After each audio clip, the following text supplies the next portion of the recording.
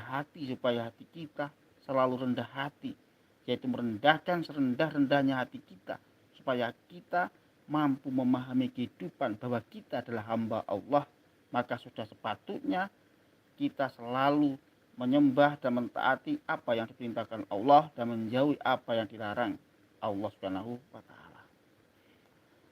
Maka dalam sholat kita selalu membaca inna sholati seduni sholat kula wa nusuki lan ibadah kula wa mahyaya lan gesang kula wa mamati lan mati kula lillahi rabbil alamin subhanahu wa taala. Itu hasil bentuk bagaimana kita sholat kita ada sebuah bentuk bagaimana mengabdikan diri, bagaimana kita sebagai hamba menstatuskan diri kita adalah hamba Allah Subhanahu wa taala. Maka sholat kita, ibadahku kita, mati gesang kita, hidup kita, mati kita, semua untuk Allah Subhanahu wa taala. Semua krono Allah taala, mencari ridho Allah Subhanahu wa taala. Ya, kita akan teruskan.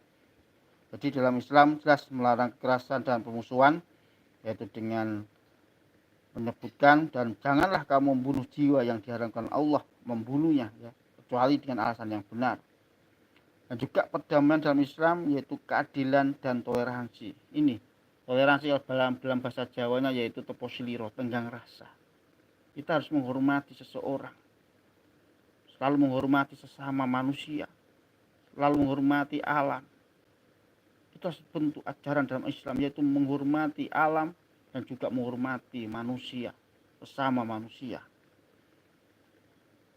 Maka toleransi itu hal yang sangat penting, sangat urgent untuk menjaga sebuah perdamaian dan kedamaian di tengah-tengah kehidupan masyarakat secara luas.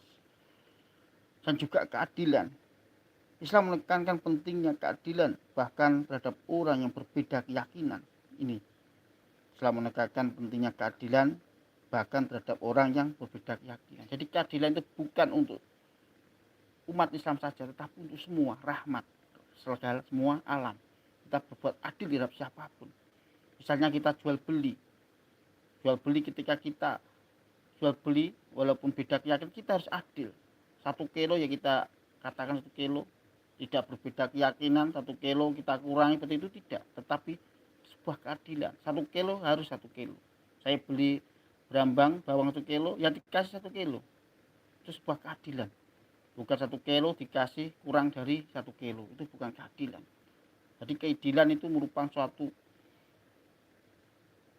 pengejawantahan atau cara kita bagaimana kita memahami sebuah kehidupan supaya bersifat adil terhadap semua. Adil terhadap siapa? Tentu adil terhadap sesama manusia dan adil terhadap alam semesta. Itu adalah apa yang terkandung dalam nilai-nilai ajaran Islam, yaitu adil terhadap sesama manusia dan adil terhadap alam.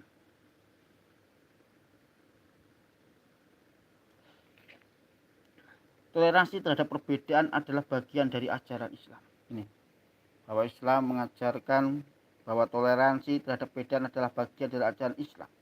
Jadi perbedaan sebuah keyakinan, perbedaan cara pandang, perbedaan sebuah apapun itu bentuknya, mari kita sikapi sebagai rahmat. Yaitu perbedaan adalah rahmat. Jangan sampai perbedaan kita artikan sebuah kehancuran, tetapi perbedaan adalah rahmat. Maka perlu ada teposiliro, saling menyayangi, saling menghormati satu sama lain, supaya terjadi yaitu keadilan dan toleransi. Ya, kita lanjutkan ya. Perdamaian lebih utama dari perang. Maksudnya apa? Perang hanya diperbolehkan dalam kondisi tertentu seperti membela diri. Jadi perang boleh diperbolehkan tetapi dalam kondisi tertentu membela diri. Ketika kita mau dibunuh seorang misalnya atau disiksa seorang, maka kita boleh membela diri. Tapi kalau kita memulai tentu itu sebuah larangan. Namun jika lawan condong kepada damai, maka umat Islam diperintahkan menerima perdamaian. Ini ya, kita garis bawahi.